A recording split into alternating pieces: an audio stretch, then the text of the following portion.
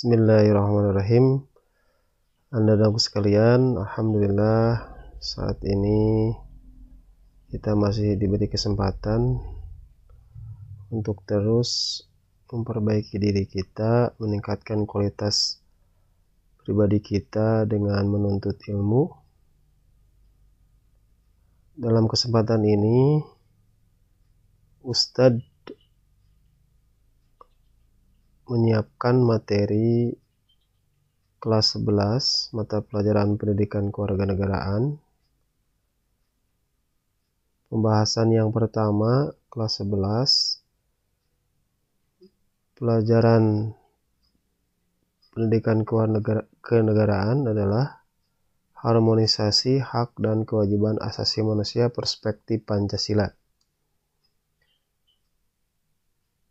Nah, setelah mempelajari pembahasan ini, Anda sekalian sebagai peserta didik diharapkan dapat menganalisis harmonisasi hak dan kewajiban asasi manusia perspektif Pancasila.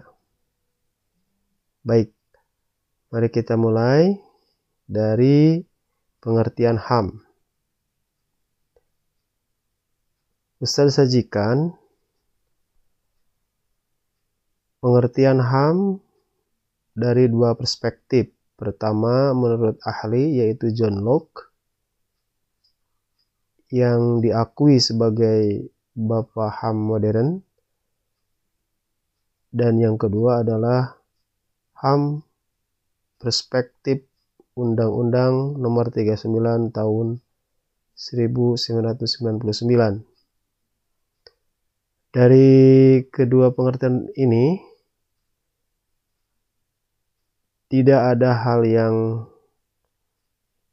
berbeda secara mendasar, melainkan substansinya sama, bahwa hak asasi manusia adalah hak yang diberikan oleh Allah Subhanahu wa Ta'ala, Tuhan yang Maha Esa,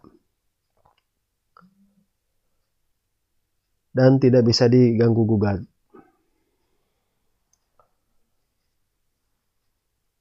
Nah, lebih jauh dan lebih detail, Undang-Undang Nomor 39 Tahun 99 ini menegaskan bahwa HAM itu perlu dijunjung tinggi, dilindungi oleh negara, oleh hukum, oleh pemerintahan, dan oleh setiap orang demi kehormatan serta perlindungan harkat dan martabat manusia. Itu adalah pengertian HAM. Selanjutnya, Anda sekalian, Indonesia memiliki peraturan perundang-undangan tentang HAM.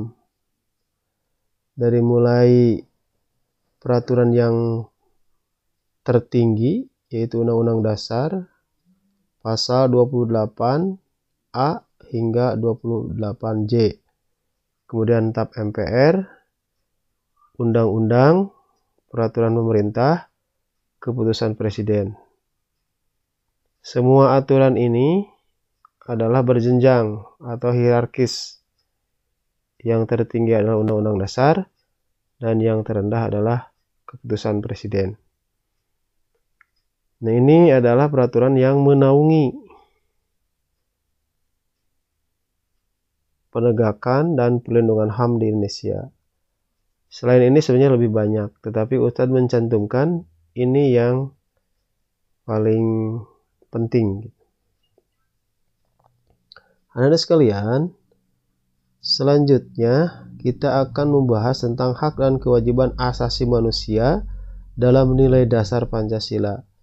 Nilai dasar Pancasila itu adalah nilai-nilai yang terdapat dalam sila-sila Pancasila, yaitu sila pertama adalah sila ketuhanan yang Maha Esa.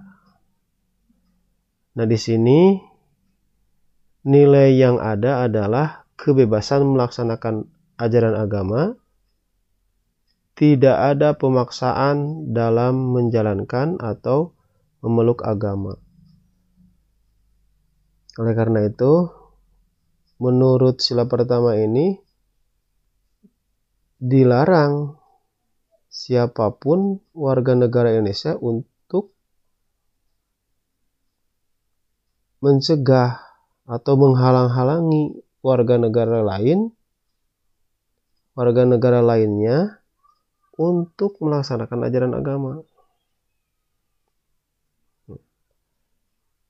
Yang kedua adalah sila kemanusiaan yang adil dan beradab, yang menempatkan hak setiap warga negara pada kedudukan yang sama dalam hukum serta memiliki kewajiban dan hak yang sama untuk mendapatkan jaminan perlindungan hukum. Jadi di sini ada kesamaan di depan hukum, ada equality before the law dalam penegakan hukum.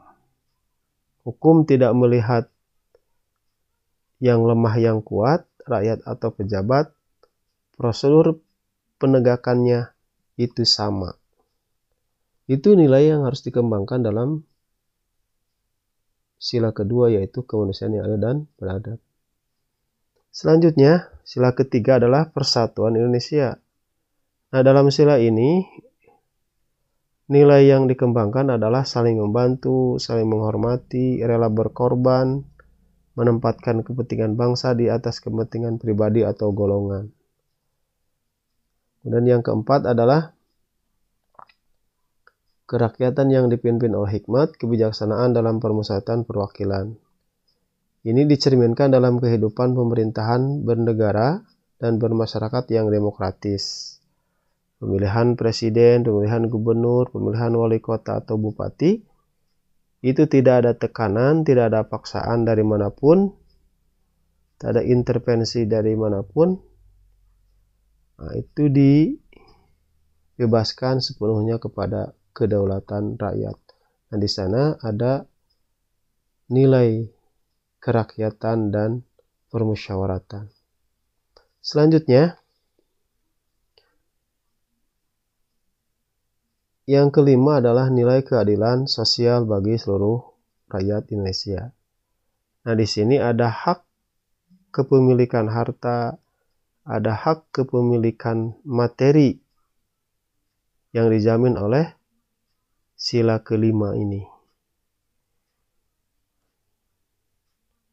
Kekayaan Indonesia yang menguasai hajat hidup orang banyak itu dikuasai oleh negara dan dipergunakan sepenuhnya untuk kepentingan masyarakat. Nah, hak masyarakat atas kekayaan negara ini dilindungi berdasarkan nilai keadilan sosial bagi seluruh rakyat Indonesia. Kemudian, apa yang kita sampaikan tadi atau apa yang Ustadz sampaikan tadi, ini merupakan nilai dasar. Ya. Jadi yang tadi disampaikan merupakan nilai dasar yang tidak boleh dirubah. Karena merubah nilai dasar sama juga dengan merubah haluan atau ideologi negara. Nah, nilai dasar yang tadi, sila-sila yang tadi, sejatinya terdapat dalam Pancasila dan pembukaan Undang-Undang Dasar 1945. Kemudian nilai instrumental. Nilai instrumental merupakan nilai penjabaran dari nilai-nilai dasar.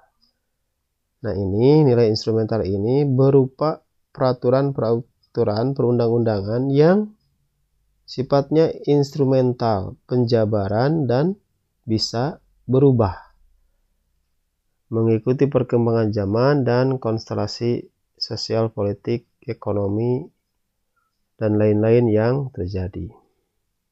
Kemudian ada nilai praktis. Nilai praktis ini atau nilai praksis ini merupakan nilai-nilai yang ada dan hidup di masyarakat, seperti gotong royong, musyawarah, dan lain-lain. Dan ada sekalian, selanjutnya adalah penyebab terjadinya pelanggaran hak asasi manusia. Di sini ada dua faktor internal dan eksternal. Faktor internal adalah yang timbul dalam diri masyarakat itu sendiri atau diri warga negara itu sendiri. Seperti sikap egois, rendahnya pemahaman kesadaran HAM, kemudian sikap intoleran atau tidak toleran. Kemudian faktor eksternal yaitu faktor yang berasal dari luar diri warga negara itu sendiri. Seperti penyalahgunaan kekuasaan, ketidaktegasan aparat penegak hukum, kemudian penyalahgunaan teknologi. Selanjutnya, anak-anakku sekalian, contoh pelanggaran HAM yang pernah terjadi di Indonesia. Seperti penembakan mahasiswa Universitas Trisakti pada tanggal 12 Mei 1998, yang ini adalah momentum reformasi. Kenapa di sini ada pelanggaran HAM? Karena di sini terdapat penembakan, pembunuhan, penganiayaan, yang secara mendasar adalah bagian dari pelanggaran HAM. Kemudian yang kedua, contoh kerusuhan Tanjung Priuk. Ini terjadi pada tahun 1984, di mana di sini terjadi sikap represif aparat pemerintah terhadap masyarakat yang menewaskan 24 orang, 36 luka berat, dan 19 orang luka ringan. Anak-anak sekalian, yang terakhir adalah tragedi Semanggi.